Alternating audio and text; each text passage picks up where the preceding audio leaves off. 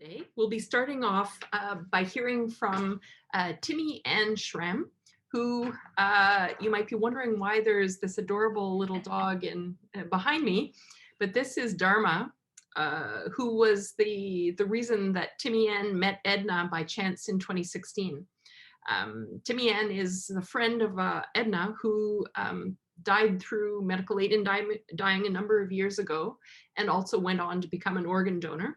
And she has kindly agreed to take us through Edna and her story, since Timmie Ann accompanied Edna through the process and is able to give us some insight into, from the patient and support network perspective, what that experience was like. I'm going to switch to a different background.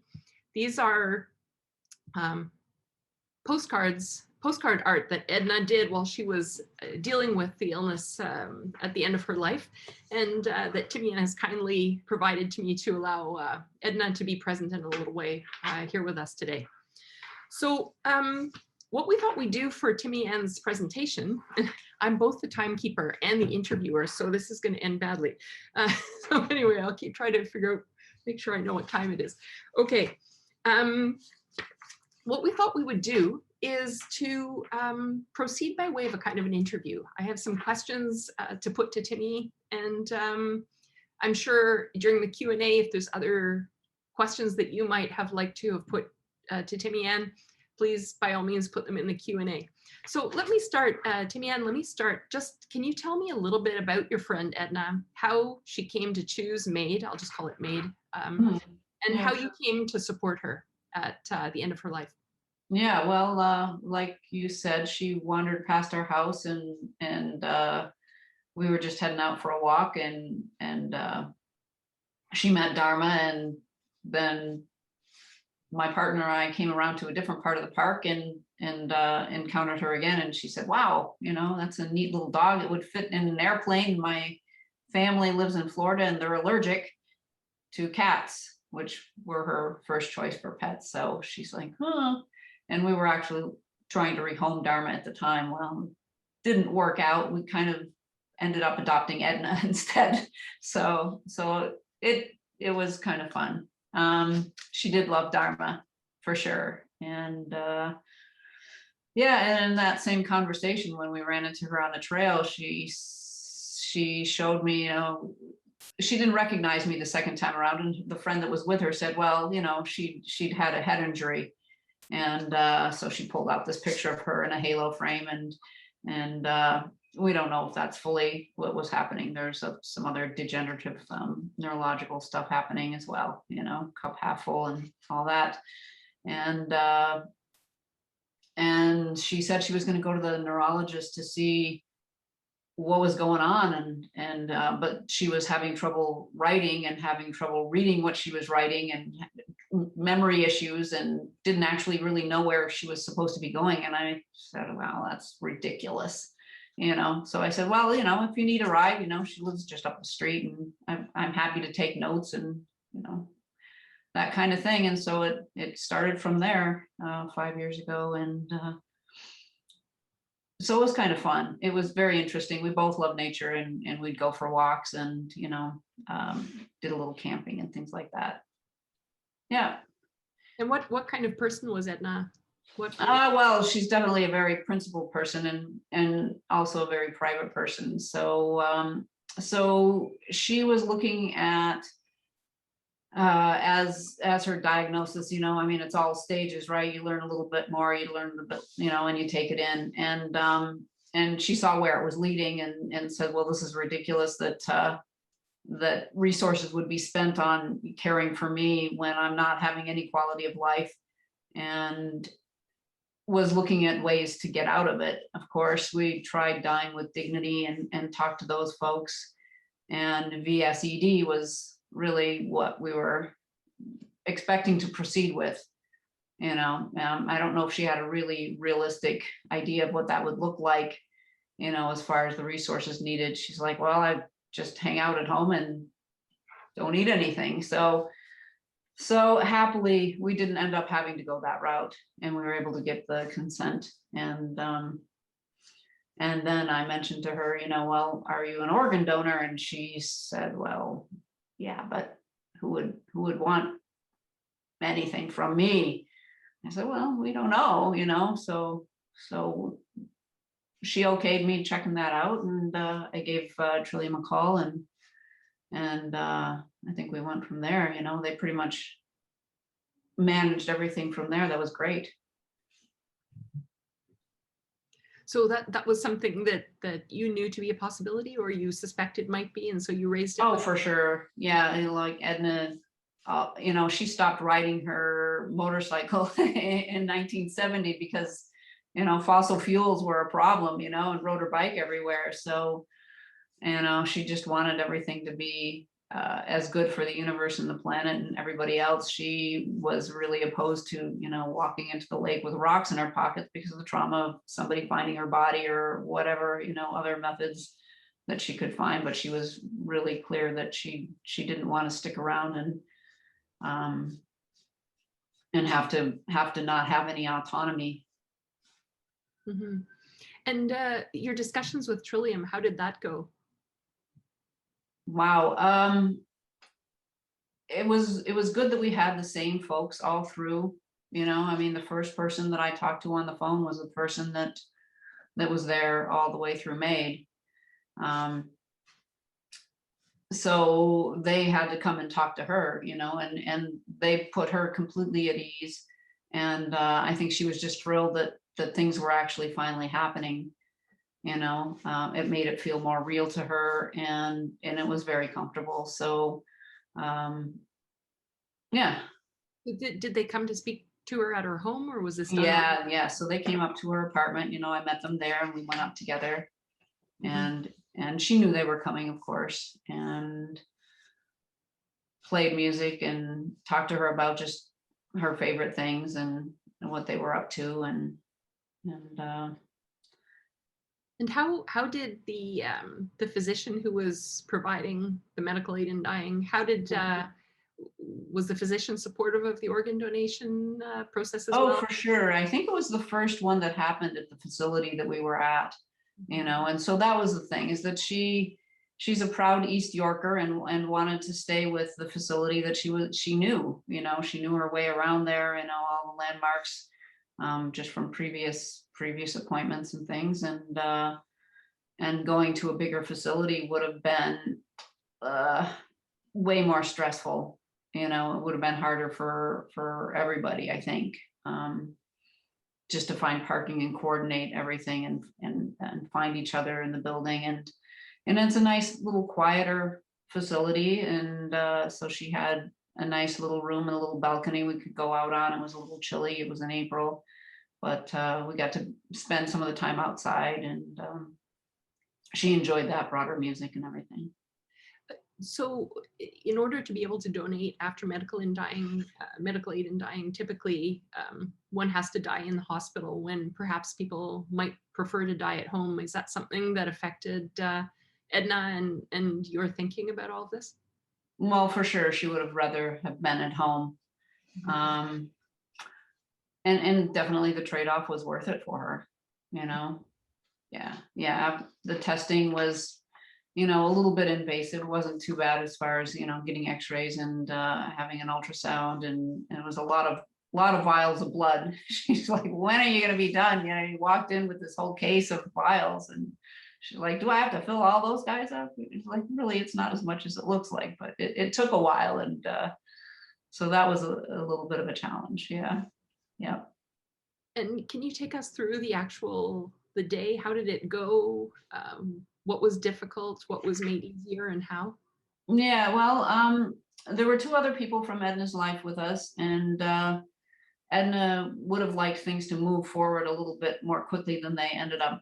We had to wait a little bit for the other team to be ready. Clinicians were in and out through the process, and the disruption was really minimized as far as she was concerned. We got to, like I said, move around a little bit. And it felt really good, I think, to all of us, including her, that so many people were making this possible, and that she was clearly the focus. And finally, this was happening, that she, hoped for all this time. Yeah, it was choreographed beautifully, and it really helped Edna, like I said, that it was the same people all the way through. Yeah. Yeah, they made great suggestions about bringing music, and they were open to whatever kind of religious things, whoever she wanted to invite. You know, it wasn't like, oh gosh, it would be harder with COVID, right? Because, you know, but happily we didn't have to be masked or anything like that, you know. I mean, it wasn't a sterile environment yet, you know.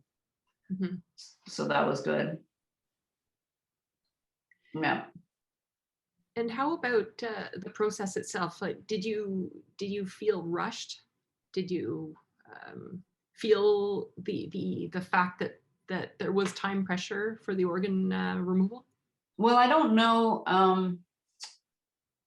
So like I said about the religious stuff, you know, I know some people want to be with the body afterwards. So I don't know if it's possible after the organ removal, if the body can be returned to the group, you know, for whatever they need to do. It wasn't the case with us. There was, you know, a little bit of our MAiD physician, you know, said, you know, we'll just tell them when we're ready, you know, because, you know, I mean, we had the A line in, right? So we kind of knew, and the transplant team was clear that they wanted to get in there as soon as they could. So it was clear that that was happening and operative, but you know, it felt good that he, you know, he had our back for sure, you know, and it was all friends, like her family wasn't there, and the way that Edna is, you know, very stoic, you know, and matter of fact, and there wasn't like a lot of gnashing of teeth or wailing, you know. It was more like, we've done this well, you know, and this is a beautiful scene. So Mhm. so it ended up, I think, hopefully, yeah, I guess it was a successful transplant, so we didn't take too long. But that was there. And the only one thing I you know, that putting in the A line was a little bit of a challenge, you know, and I had gotten the patches ahead of time and put them wherever they're supposed to position them, where they're supposed to be for pain management when they're trying to put that in. But I don't know if it's possible to do that after they do the first sedation or something, because it was kind of, I guess, a little bit invasive, you know. Mhm. Yeah. It was interesting you mentioning that you felt that the MAiD provider had your back in a way. I think was the phrase you used. Yeah, for sure. Yeah. Can you say more about what you meant by that and how you felt? Oh, well, you know, he's like, well, don't let them push you to get her out of here before you're ready, you know. And I don't know, you know, it was all kind of dramatic, of course, right? And you know, it's not immediately clear, you know, when someone has stopped breathing and their heart has stopped, you know, because things are slowing down already so much. And so I don't know how long it was when she was actually, you know, legally dead, before they took her away. But for sure, he said, you know, you can be there as long as you need. Yeah. And that was reassuring. Oh, for sure. I think it was good for everybody. Yeah.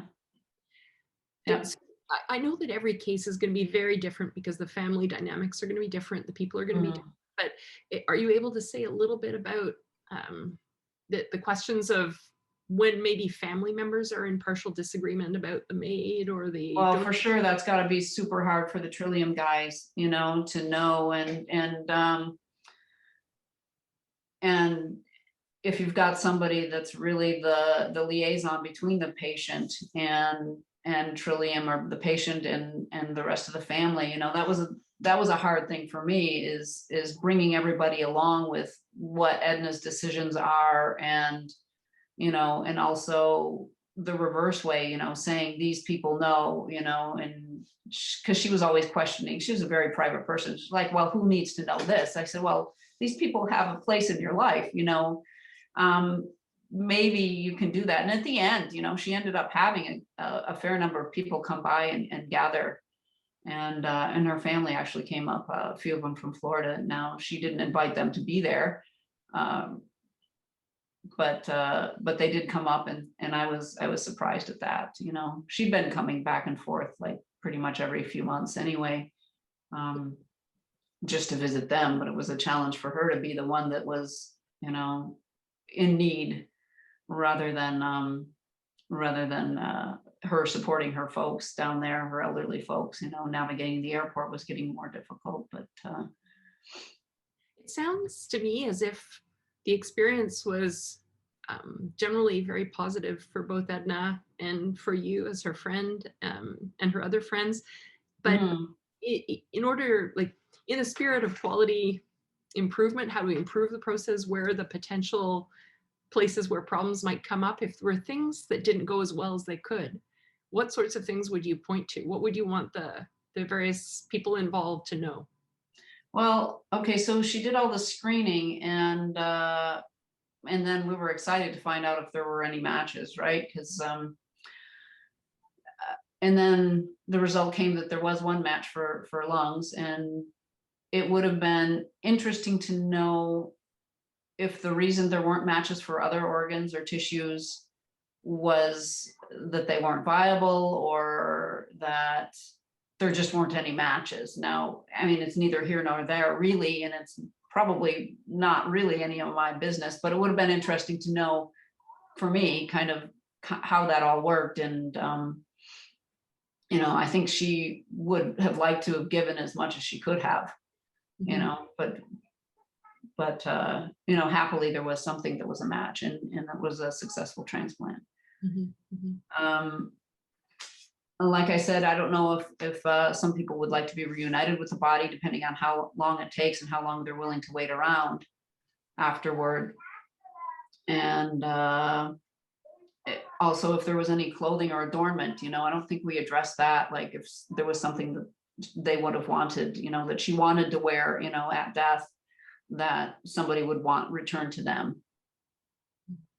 So I've been hesitant to offer contact with the recipient because I'm not sure how they would react, or if they even know that the organ came from somebody that had gone through MAiD, you know, or if they were given a choice. And I imagine they are given a choice, but I don't know that. And I'm not sure what happens when the MAiD criteria is broadened, you know, how people feel about benefiting from somebody that may go through MAiD for reasons that they aren't comfortable with, you know. So that'll be interesting to see how it develops and what kind of stigma that develops. I don't have any idea what the transplant community thinks of all of this, you know. So I'm kind of curious, but I don't know.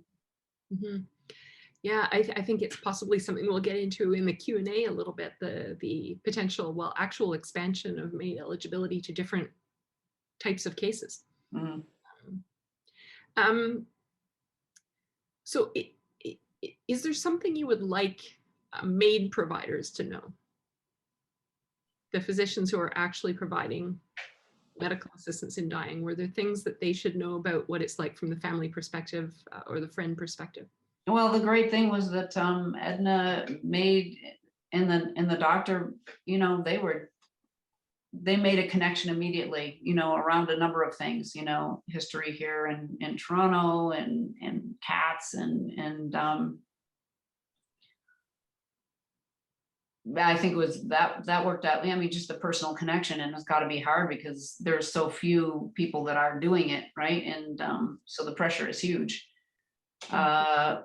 The beginning process was a little more difficult when we first started applying for MAiD. She did apply and was turned down, and that was just a kind of a cold call on a Sunday night, where one of the screeners called, and she had no idea really, you know, what they'd asked afterwards. You know, I said, well, who was it that called? And she was just in tears, sobbing. So the start of the MAiD process was not so good, you know, and we were pretty sure she didn't qualify at the time, but happily we got through that, and that was kind of neat.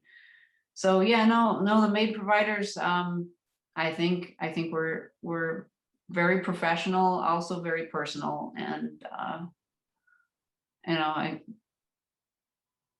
I can't say anything more that, you know, positive. Yeah. Well, Timmie Ann, I want to, we've come to the end of our first presentation here, but I'm sure there will be other questions for you coming up in the Q&A. So let's turn now to Vanessa Gruben. Great, thank you so much. Yeah, thank you so much, Timmie. Vanessa Gruben is a professor of law here at the Faculty of Law at the University of Ottawa, and also our fearless vice dean for the last little while and for just a couple more weeks, actually. And so, Vanessa, let me turn it over to you. Thank you, Jen. So can everyone see my slides? I think they're up. So thank you for the invitation to be here. It's an absolute delight to be speaking with you all this afternoon. And thank you very much to Timmie Ann for sharing her story and those really insightful comments. As you'll see from my presentation, there are a lot of echoes of some of the observations and insights that Timmie Ann had during the journey that she experienced with Edna.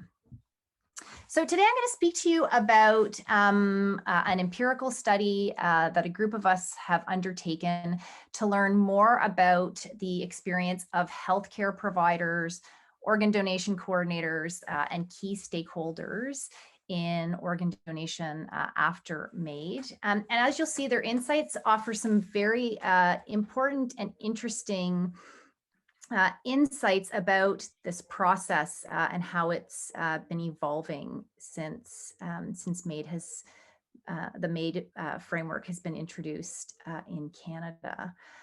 And although the pool of donors at present is relatively small, as Timmie Ann and Jennifer both mentioned, it really does have the potential to expand following the passing of Bill C7 this past spring.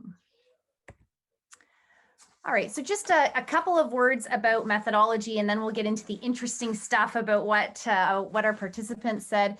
So the study that we are undertaking consists of semi-structured interviews, and they ranged anywhere between 45 minutes and about an hour and a half. We asked a range of questions about the participants' experiences with organ donation following MAiD.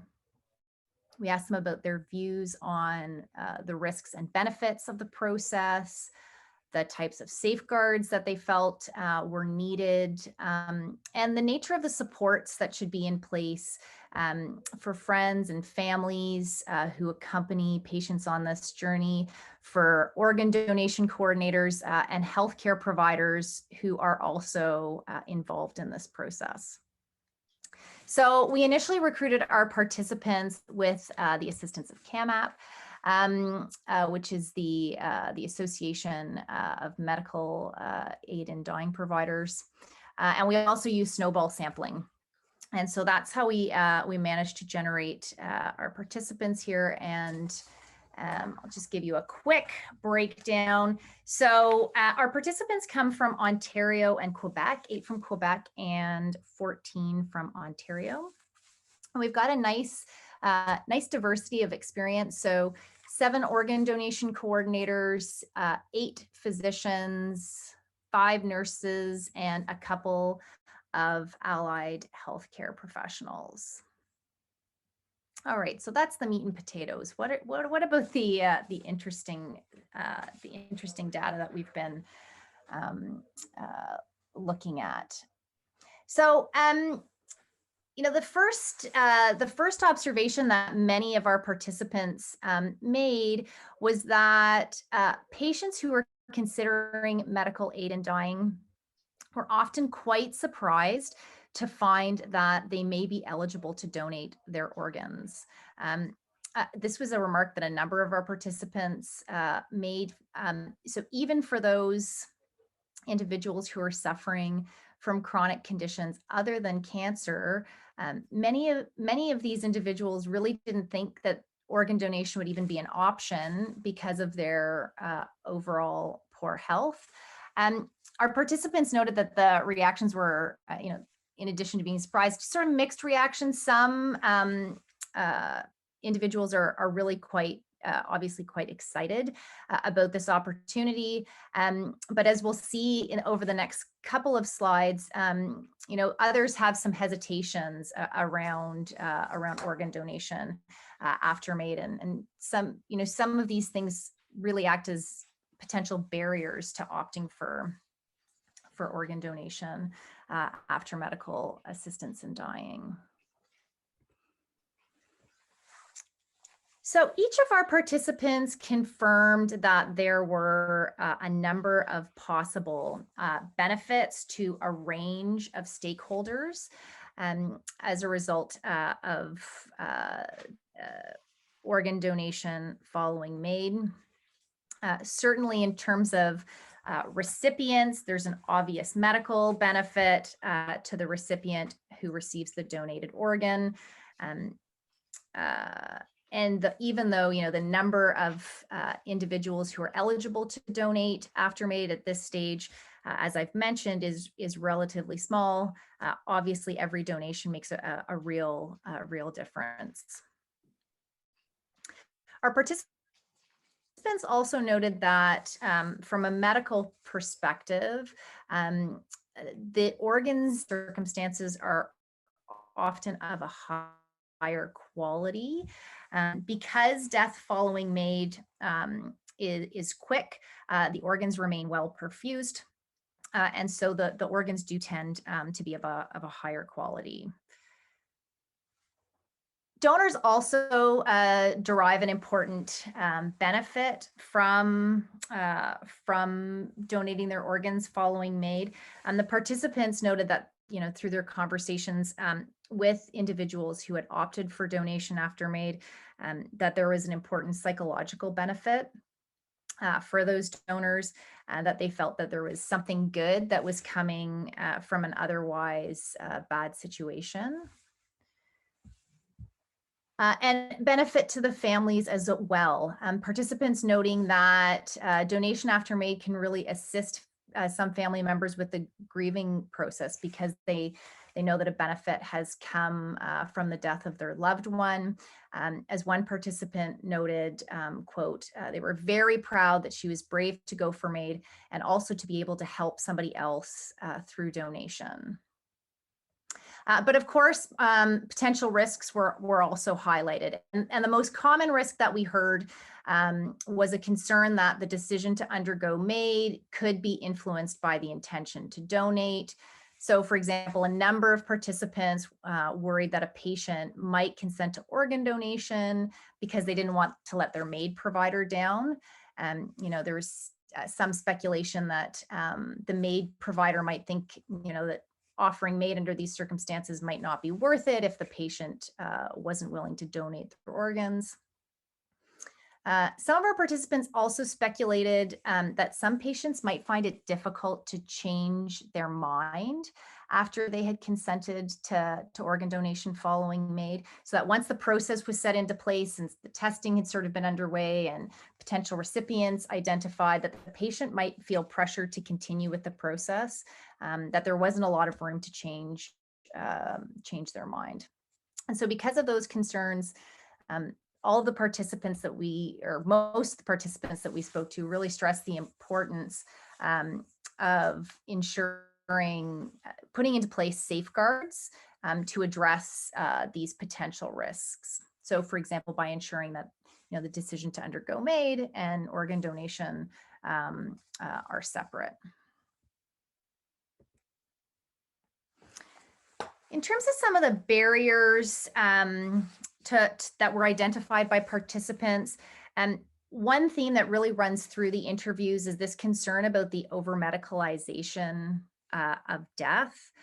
And this popped out in a number of different spots in the interview. And I think it's nicely captured in this quote.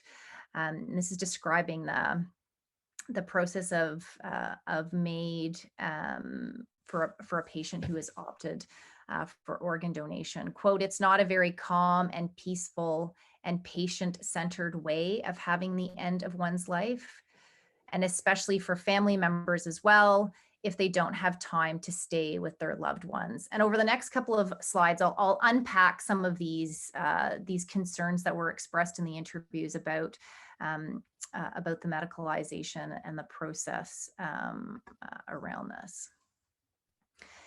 So the first is, around the need for additional testing, which Timmie Ann mentioned, the copious amount of blood in that particular case, that blood work that needed to be taken. So, participants did express some concern about these additional requirements, and that some of the folks that they had spoken to were concerned or found this to be a deterrent to opting for organ donation after MAiD. For many patients opting to undergo MAiD, frequent visits or tests were simply, not an option, not something that they were able to do. And this is, another quote from one of our participants. So for this patient in particular, she was actually only eligible for lung donation, and so we wanted to have testing right. And she'd been through enough. She was sorry that she didn't want to have any further testing, and so it was a no. Other barriers related to the potential impact in terms of the location and the timing of the death. So as Timmie Ann has discussed, patients who are opting for organ donation following MAiD generally need to be in the hospital rather than at home. And many of the participants explained that the patients they spoke with just didn't want to be in hospital anymore, that they really preferred to die at home. There was also some concerns about timing, about a potential delay to accommodate organ donation, and these delays pop up or were identified in a couple of different points in the process. So the first is the potential delay that patients could face to accommodate the necessary testing and completing the questionnaires. But there's also potential delays, to allow the MAiD team and the donation team to sort of coordinate the end of life care during the MAiD process itself. So one participant had explained that there was a delay of 15 minutes of the MAiD procedure because the transplant team had not arrived, and the patient had found that to be quite stressful. And so these concerns about location and timing, they are real concerns that patients, individuals have, that our participants identified. And often the participants often noted that for individuals who had already sort of had a plan about how they were hoping that their MAiD would proceed, that making changes to those plans acted as, could be a deterrent.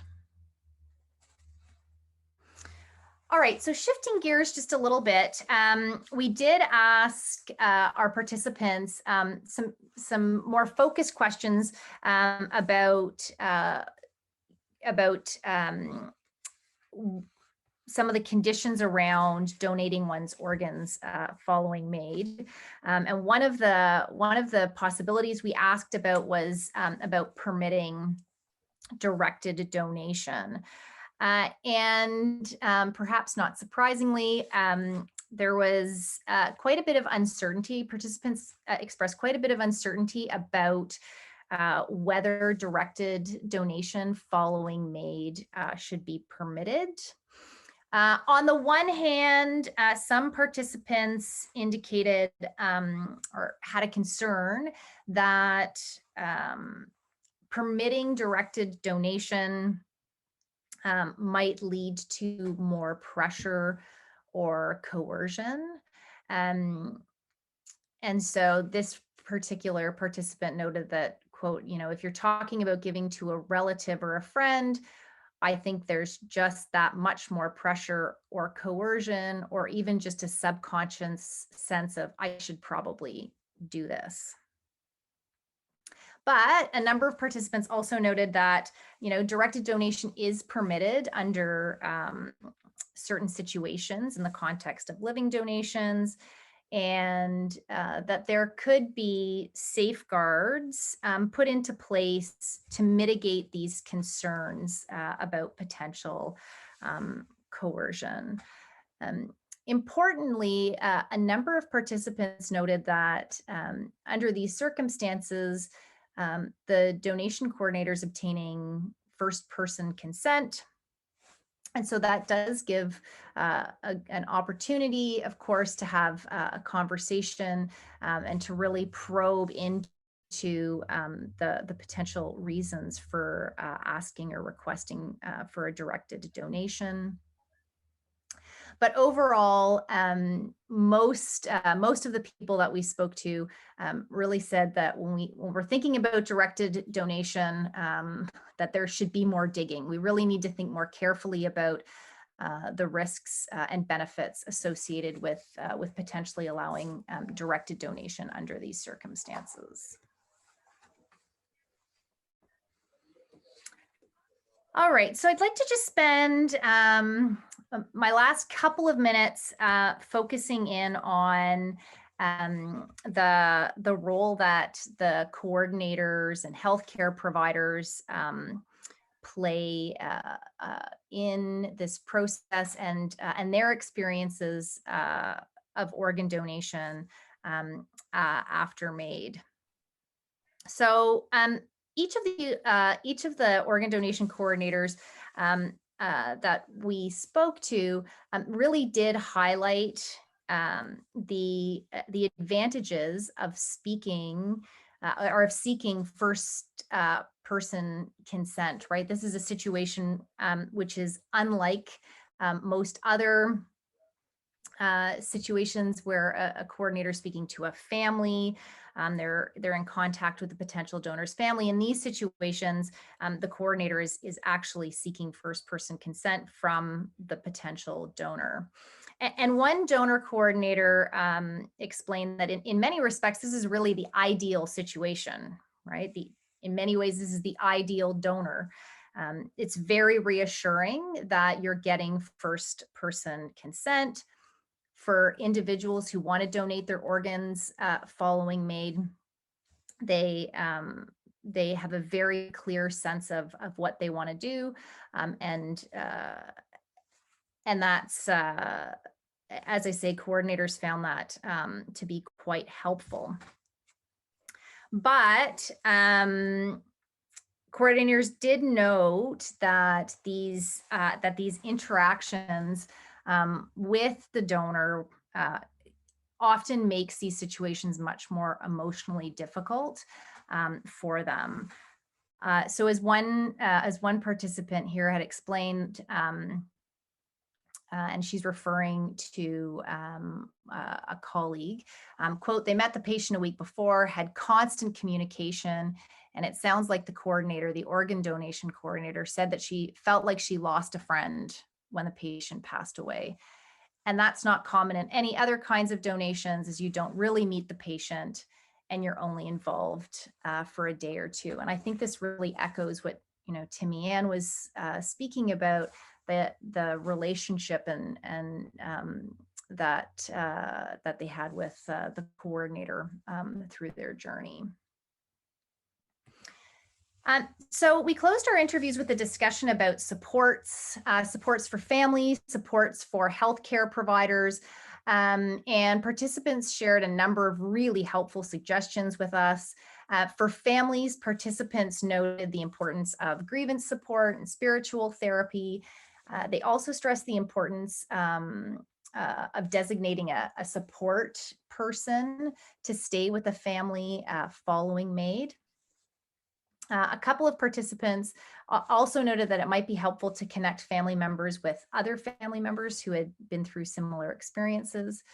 And then for healthcare providers, the importance of debriefing with the unit or with others. One participant stressed that this debriefing is quite important because these cases are less common. and relatively new. Peer support was another important support that was highlighted. There was some reference to how MAiD providers have really connected with one another. And then, of course, education and training. So, for example, education around mandatory reporting in jurisdictions where that's required, and where responsibility lies for each part of the process, because there is a fair bit of coordination that happens between the MAiD provider and the organ donation team. So as I mentioned at the outset, the changes from Bill C7 will expand eligibility for MAiD, and that will almost certainly expand the pool of individuals who are eligible to donate their organs after MAiD. It will be interesting to see going forward what impact that may or may not have on the processes around organ donation as well. So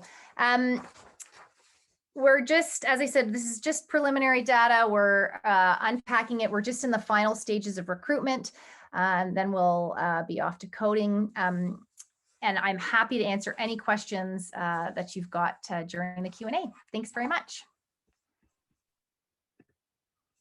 Thank you so much, Vanessa. We'll pass the mic, as it were, to Dr. Andrew Healey, who will speak to us next. Andrew is Division Head and Medical Director of Critical Care at the William Osler Health System. He's also an emergency physician and Chief Medical Officer at Trillium Gift of Life Network, and he will speak about the evolution of policy and practice with this new conjunction of organ donation and MAiD here in Canada. Over to you. Jennifer, just confirming you can see my slides in the view we talked about, yeah? We can, looks good. Okay, good. So, and my apologies, I'm the former medical director of the ICU and the current chief of emergency medicine. So all kinds of shifting happening. But in any case, I'm really privileged to come and speak to you today about organ donation and medical assistance in dying.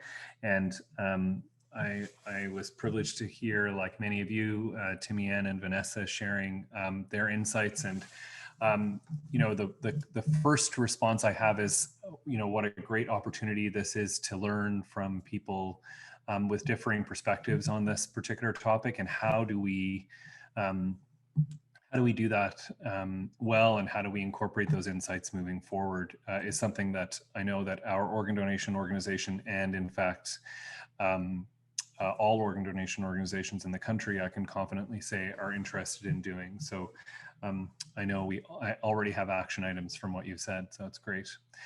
I can't do a talk without thinking about the experience of the last over a year now, and thinking about the challenges that we've all faced, and acknowledging that this is a time for us to sort of lean in and take a break, and do more than just take a break, but refresh ourselves. And so certainly I'm really grateful for everyone who was able to help, and sorry for those people who've had such a difficult time in varying ways over the last number of months.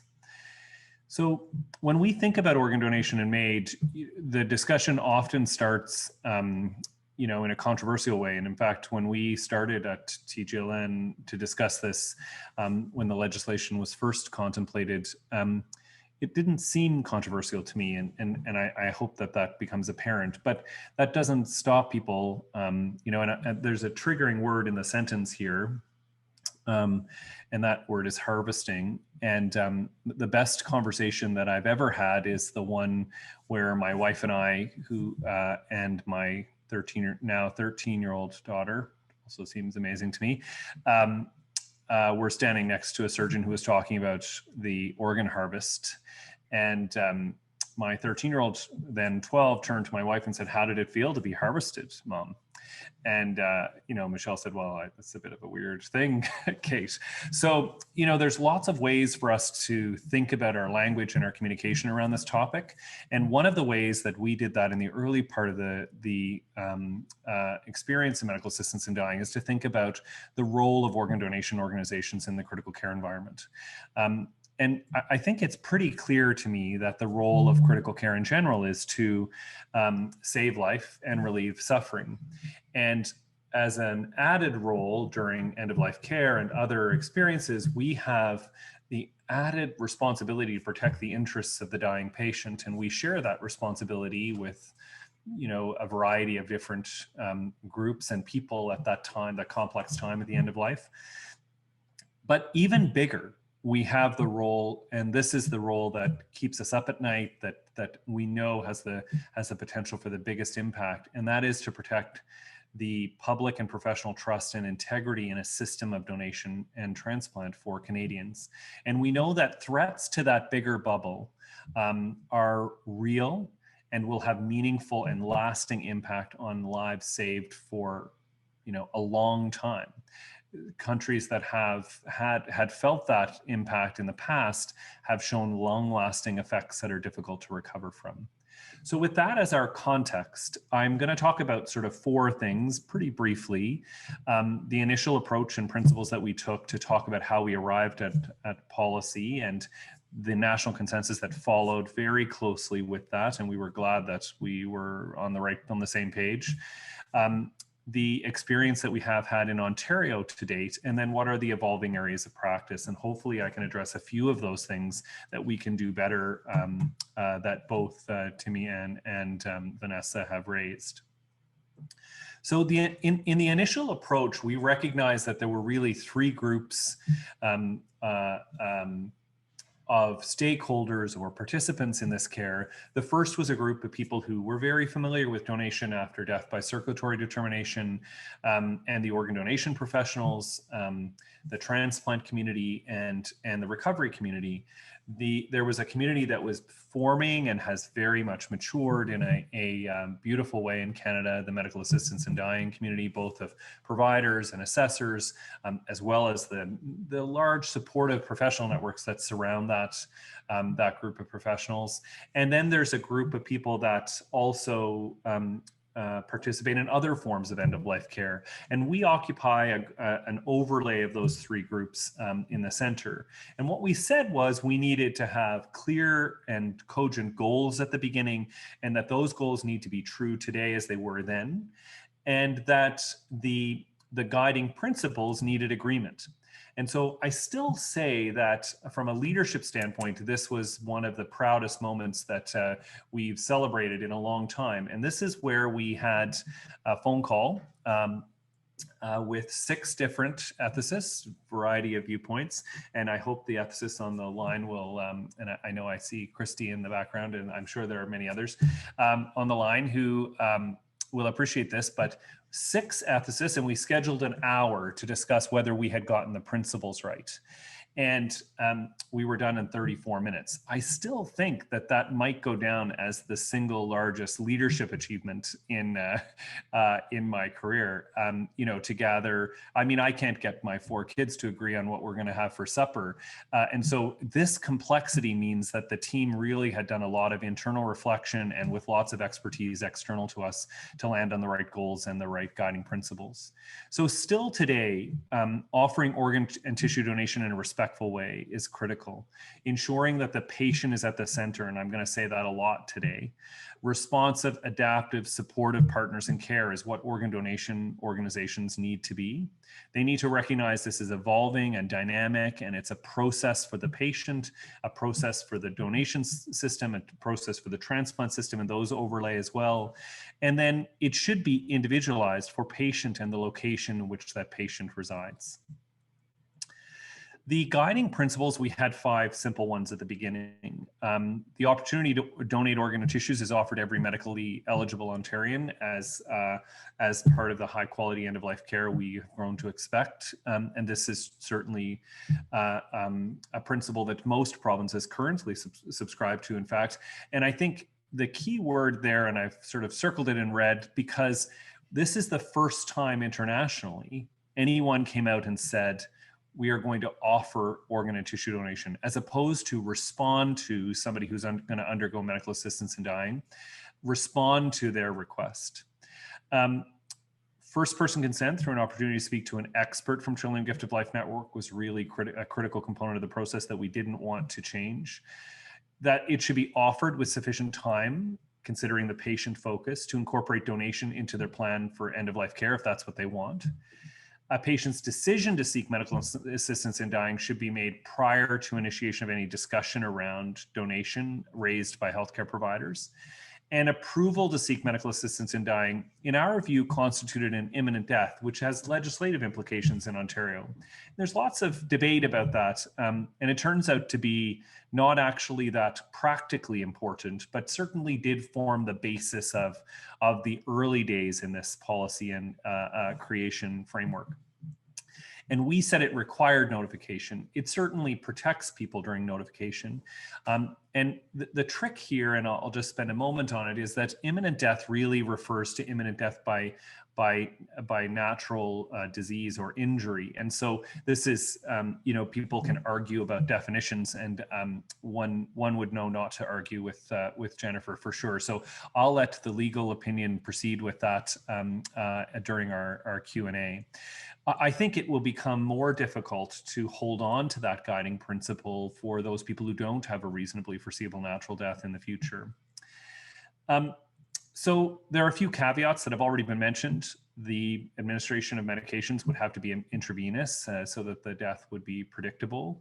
I would say that if somebody said tomorrow, it's not going to be intravenous, it's going to be in some other way, we should really think about that. We can do better to be more creative about that. It should be in hospital, and I'll share the experience where we've done this at home a couple of times now.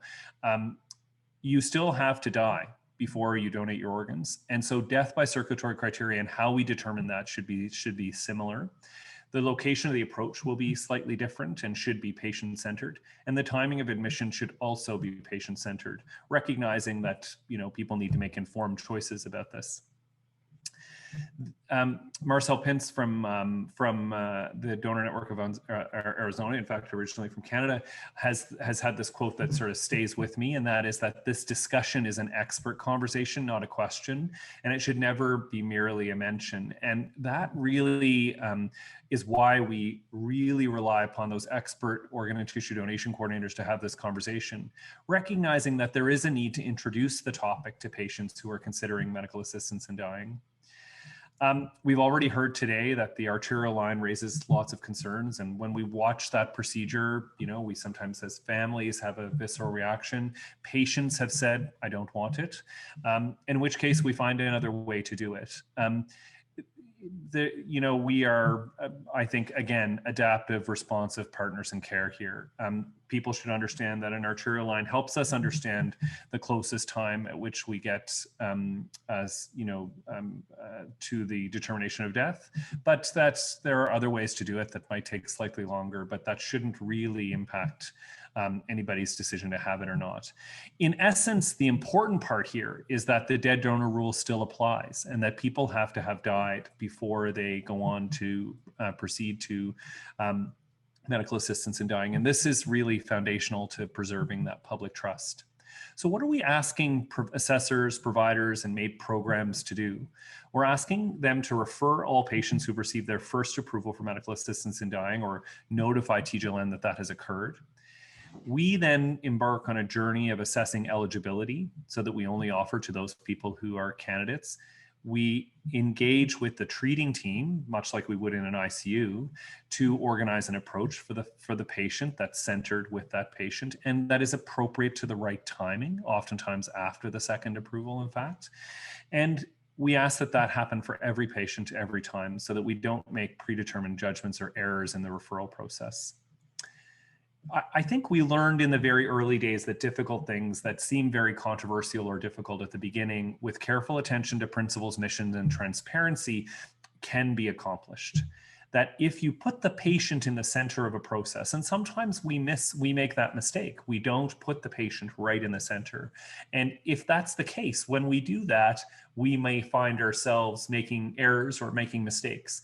And we trust the people in the system, like we heard today, to sort of push us back and get us in our lane there and make sure that we've recognized the patient is still in the driver's seat.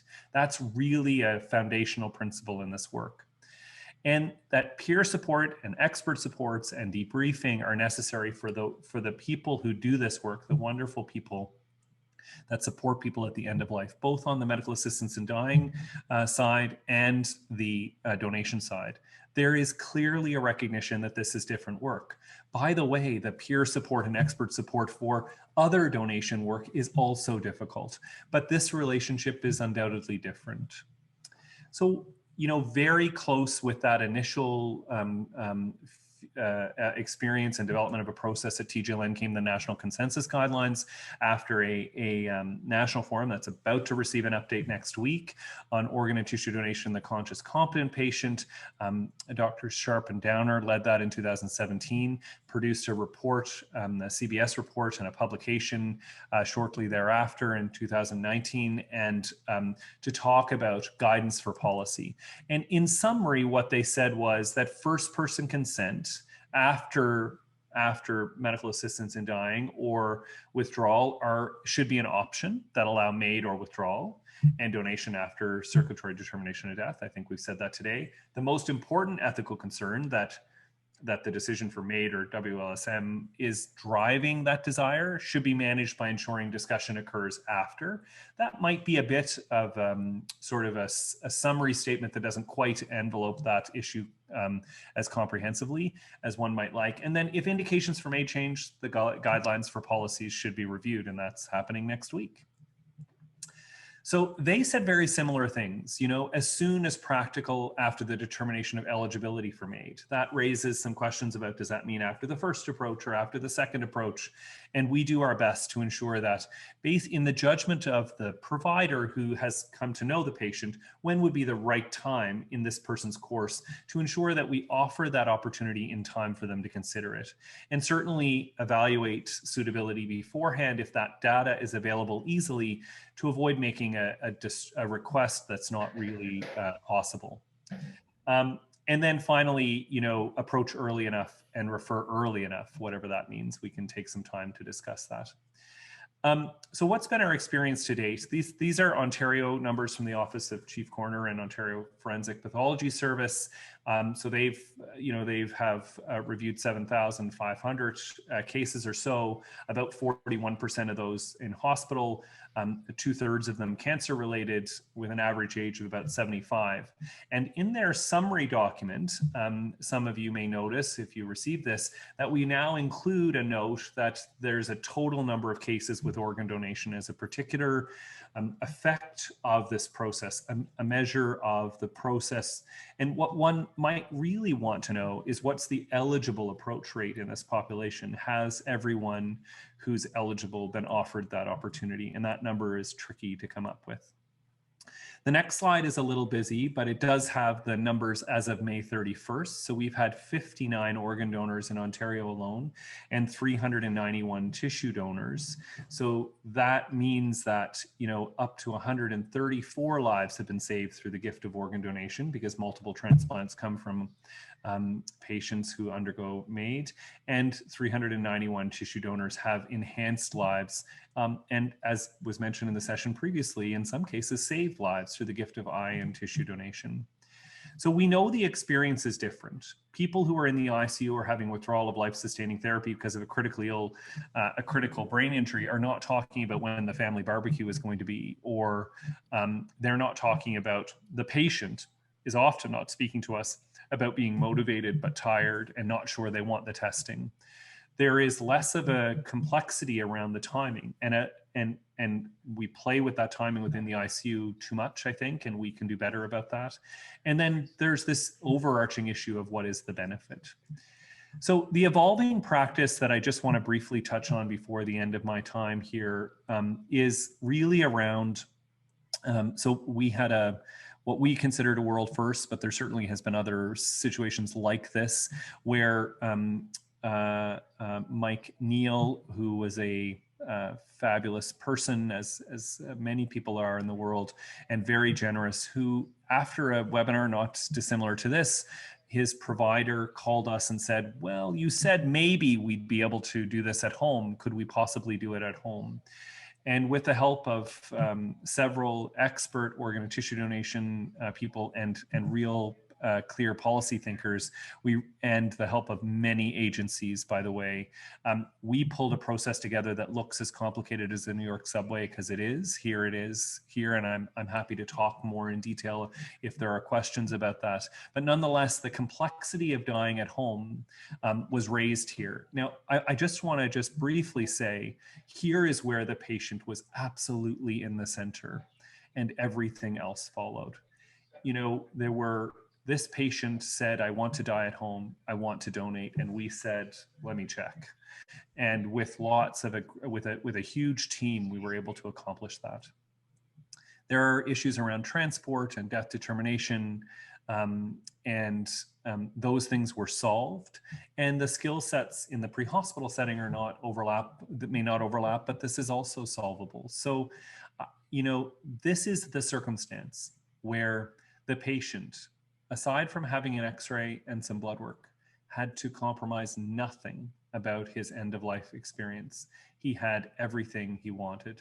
And that meant a lot for him, a lot for his providers, and a lot for his family and for our team. So there are other issues that will arise as things change. Maybe the timing of consent and approach will arise as the eligibility for death. You know, how does that change? Rare challenges might be encountered where a family and patient might disagree. Capable patients can provide consent to donation pre-mortem interventions. We already have done that. And mandatory notification probably won't stand when we don't have a foreseeable death. The other question that will undoubtedly come up is, should we ask these patients or offer? And that will be add an additional layer of complexity. So Jennifer, Timmie Ann, and Vanessa, thank you very much for the opportunity to speak today, and I'm looking forward to our discussion. And it's been a real privilege. I hope it was helpful. Thank you so much, Andrew. Thank you to Timmie Ann and to Vanessa.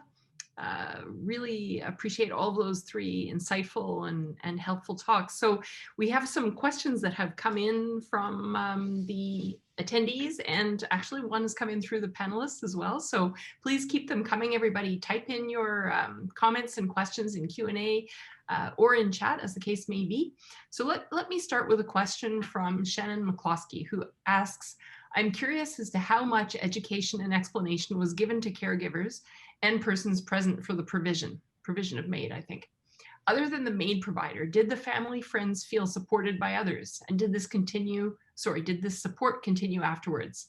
What could the ODO, organ donation organization, the coordinator, have done differently? I think this question is predominantly being addressed to you, Timmie Ann, but also perhaps Andrew and Vanessa will have reflections on that. Well, I did hunt down the flow chart that Ontario has on their website, and that was incredibly helpful to me to see how the process would come down. I think a narrative from the patient or from the patient's circle of care would kind of be maybe other people's preference, you know. I mean, or you know, even just little stories, right? Vignettes from people's experiences. I think there are some of those in some of the things that I've seen. And it was a difficult dance for sure, as you were talking about consent, to keep confirming with Edna that this is how she wanted it to go, right? And she became increasingly irritable. You know, and so as it went down, you know, I was like holding my breath, like, you know, I mean, I know she knows that she has to say yes and she has to verbalize it, but but she was getting a little bit annoyed, with the repeated confirming that this is what she wanted to do and this is why she was doing it, and that she knew that she had the option to say no at any point. So Timmie Ann, was that about MAiD or was that about donation? that was about both. That was about MAiD and then confirming that she didn't feel obligated right afterward, when she wanted to proceed with organ donation. Yeah, she was. But yeah, the flow chart was great, like the flow chart you just showed, with doing that at home. And I think that somebody had mentioned that there's the possibility of a MAiD house. And so that might be able to help facilitate that kind of a thing where it's more of a home setting, but also you have the resources kind of behind the scenes to come in and do what needs to be done. I mean, just the enormous amount of resources that are being put forward to make this happen for people, I think is incredible. And thank you guys for thinking about it so thoroughly and inviting me to share what I know. Do either of you have any thoughts on education that's made available? I'm not quite sure. Well, I'm not going to comment on education, but I think it is a nice moment just to highlight one of the things that did come out in a number of the interviews that we did that I didn't speak about in the presentation, and that was the role of the family. A lot of the coordinators spoke extensively about the role of the family and how involved many of them are in the process, but also importantly noted that that's really up to the patient, right? To the extent to which family or friends are going to be involved. And so coordinators need to tread, it's another area where coordinators need to tread quite lightly and be careful about the extent to which the families and friends and supporters are involved in these decisions and these processes. And Timmie Ann, I think part of this question from Shannon also is, did the support continue after? What could Trillium have done differently? And I know you said— I think Trillium was great. I don't know how much they reached out to her family in Florida, but certainly for me, there was mail. There was always, there was a little a memento that they sent out. So that was good. No, it was very sweet. And definitely the offers were there of support afterward, And I think you mentioned at the outset also your curiosity perhaps about, first of all, I guess the importance of knowing that the transplant went ahead successfully, but also curiosity about why it wasn't more. Is that, I don't know the details. Well, I mean, I think it's always good for people to have, if they're curious, more information, but I didn't connect with didn't put myself forward for connecting with the recipient, because I don't know if they know that even that it's possible that it came from a MAiD donor, right? Understood, yeah. So, and I don't know if they know that or if they were given a choice, and so that might have been helpful, because if they did know, then certainly I would be happy to tell them about it. Mm-hmm. Yeah. Okay, a question came through actually from one of our colleagues that we'll hear from tomorrow, Dr. Prasanto Chowdhury from Montreal, and he asks Vanessa, did you include any organ recovery or transplant surgeons in your physician interviews? It's kind of interesting, I think, for them to hear Timmie Ann's reflections on the different teams and how that felt to have the MAiD provider and the transplant team there, et cetera. Yeah. So Prasanto, thank you for that question. So yes, we did. There was certainly one interview. I'm trying to remember off the top of my head. I was digging around when you put that in the chat to see if there was more than one. I think there was certainly one. But as I said, we're still recruiting. So perhaps we can connect. You're going to regret having asked that question.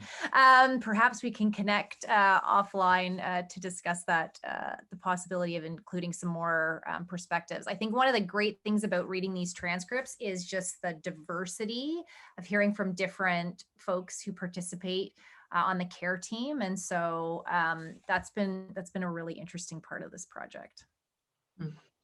A question also I want to pick up, there's a couple of questions arising around the case of directed donation, which has been a little bit kind of controversial. I'm aware there has been a case of that type. And I'm wondering if any of you are able to comment on how that was navigated and how the concerns about potential feeling of obligation or coercion were navigated in that case? I can start. I think the first thing, this is sort of one of those things where you're learning to drive and find your lane in this approach. And I think it's really important for people to know, to be situationally aware that consideration by the patient is brought up. And I mean that by the original, MAiD providers who are assessing for eligibility. And then I think the process in Canada is robust. The MAiD process is robust. Now, it will remain robust, but it may get more complicated, I think it will be more complicated. I probably don't have to say may. But at least for now, that process is really well tested. And so I think if people meet the eligibility criteria, I think that's really important. And I think the other piece becomes people's agency to decide, or freedom to decide what they want and direct. One of the ethicists I remember her line during one of the meetings and saying, I said, well, what about if they choose organ donation because, that they choose MAiD because they think that will lead to a better organ donation opportunity for themselves. And I said, that would be a concern for me. And her answer was, you're failing driving school, like you're out of your lane again. Focus on what the fidelity of the process of MAiD. We want to make sure that all of those pieces are completed. And that's true of every medical assistance in dying case. And then ensure that the donation process are fair and transparent to the people that we can be transparent with. And then trust that both systems will work in the end. I don't know that there are additional safeguards we put in place, but for sure, situational awareness is important so that the provider can ensure that, and those are the people that are assessing eligibility. And so they can be sure that eligibility criteria are not affected by that. That's how, when I think about directed donation, that's how I think about it. A question from Louise Schwartz next. Is there any resistance by assessors in referring to Trillium after an applicant has taken the decision for MAiD? Who in Trillium has the responsibility to make the initial approach to the MAiD applicant? And do they have special training for those first-person conversations compared to their standard approach to families for deceased donors? So we don't encounter, we only would know about resistance if it was resistance, but still managed to get through to us. So we're happily living in a world where people seem to be willing to refer. Okay. I think there are people that ask themselves and don't refer when the patient says they're not interested. And that's a very difficult thing to measure, and a question of whether or not we need to.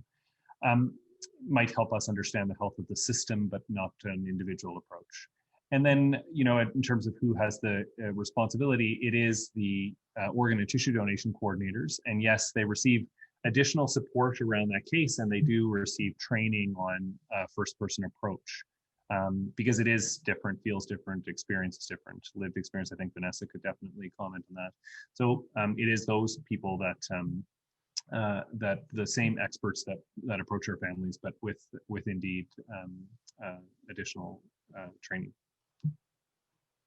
I think an important question for us here with the shift in the law is shift in the MAiD law, expanding access, and depending what happens with the sunsetted exclusion of MAiD for psychiatric conditions solely, that population may be eligible for MAiD and presumably organ donation.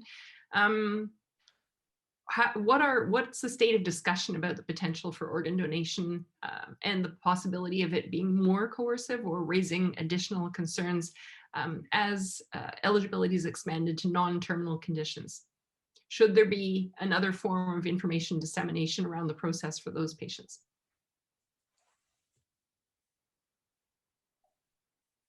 This is a hard one. Yeah. There's great pause. I think I could say. I feel like we should ask the moderator. Yeah, I was going to say, so do I. I was like, Jennifer, what do you think? So I certainly think that there is going to be changes, as Andrew has already mentioned. We're going to have to adapt to the changes that are coming. There's little question about that.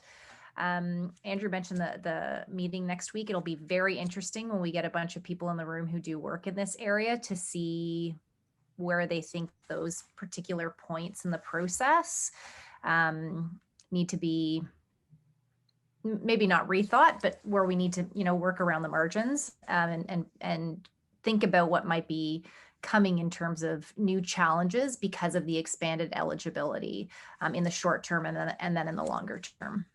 Mm-hmm. Mm-hmm. Along similar lines, we have anonymous attendee who's giving us some really challenging questions here. Maybe there's several anonymous attendees, but thank you for eliminating that, anonymous. There's another specific question, but could the final waiver of consent, we're talking about Audrey's amendment and I guess permitting MAiD through advance request, in other words, could that cover organ donation as well? And I guess what would be the implications there? So can you just help me you mean providing advanced authorization in the setting of somebody who loses capacity at the time of medical assistance in dying? Is that right? Yeah. So we're certainly having those internal discussions, and we're sort of tuned very sharply to the conversation that's going to happen next week, and are in the process of sort of broader ethical and legal consultation at the moment about that. We know that people who register their consent for donation, that consent can stand, whether you're capable or not, because we know that it stands in, but what that consent doesn't cover is the interventions prior to donation, like a chest x-ray or blood work. If you believe that those things are treatments and they fall under the Healthcare Consent Act, you do need that. So the complexity of, the different sort of components of donation that fall under different legislative sort of evaluation frameworks is something that we're actively discussing and looking forward to the national discussion next week. I think that does add a layer of complexity. Our message is always, where possible, be transparent with your family and your providers about what you want. And if that's possible to do, then that sort of removes a layer of complexity here, because substitute decision maker consent is something that we already do within the TGLN Act. Mm-hmm. So, if somebody is going to die and they're going to have donation and they are no longer capable, that person could provide, affirmation of that. It's certainly an area of complexity that we're exploring, but I don't think it removes the ability of that person to provide advance consent for donation. We have that already. The other pieces can be worked out, and it's something we can solve. Mm-hmm. And following back to the discussion we had earlier today about premortem interventions, which is, I guess, what you're getting at, we need someone present who will be able to consent to that if there's going to be advanced. Yeah. A question from Kieran, who is saying, to add to Timmie Ann's question about recipients knowing if their organ came from a MAiD, a donor who died through MAiD, do you have any thoughts about the disclosure of that information to the recipient, both for the sake of conscientious objection and to facilitate donor-recipient communication without fear? Oh boy. Well, thanks. That's a great question. Yeah, that's a challenge, I mean, I guess you would first have to ask if they want to know if the organ came through MAiD, and then you could disclose based on that. But I mean, I would be happy to connect with the people that were okay with that, for sure. I think that's greend. Yeah, I don't know. I'm curious about I don't know much about, like I said, the organ donation community and how many people really have any curiosity, or really how relevant it is as they move on, Mm-hmm. But we're curious people. My understanding is it varies by province. So maybe Andrew knows the details from Ontario, but where there's a mutual request that comes from both sides, the connection can sometimes be facilitated. I think in British Columbia, I'm not sure about Ontario. Mm-hmm. Andrew, do you happen to know the connection? I'm not certain if every time it's disclosed. It's not required to be disclosed, but oftentimes in the way that the the data that a transplant, and I'm, it's too bad Persanto is not here. He might be a better person to answer this, but the way in which the consent conversation happens with the recipient may sometimes be necessary in that circumstance to share information that would lead them to know that. But I don't think as a matter of requirement, to my knowledge anyway, it's shared in every case. I mean, just by the fact that it was able to be scheduled in the way that it was, would be kind of a little bit of a giveaway. Yeah. I think we might be talking I'm sorry, Andrew, I am here. Sorry, my camera for whatever reason is not working. I hope I get that fixed by tomorrow. But at least in Quebec, we've taken the policy that a MAiD is just a special case DCD. And so we will disclose that it's a DCD donor. But as the cause of death on the SP3 is the actual diagnosis and not MAiD, we felt that it is just appropriate to inform that it's a DCD donor. And that's what's systematically disclosed in Quebec. At least that's what the intention is. I can't necessarily confirm that is actually what happens in every case, but that was the instruction and the intent. I think we might be talking about two different forms of information here. I think one is whether people are told about the manner in which their donor died, but the other one, I think, which Timmie Ann was getting at as well, is when are recipients and donor families put in touch? And which is a sort of a separate kind of question, because Timmie Ann, you were saying you wouldn't mind. I didn't extend that, right? You have the opportunity. Trillium gives you the opportunity to say, we can connect you with them if they, like you said, both parties are in agreement. And they do so anonymously in Ontario. So their communications are reviewed to protect the recipient and the donor. So the legislation currently prevents that connection, transparent connection, but oftentimes there's facilitated communication. Yeah.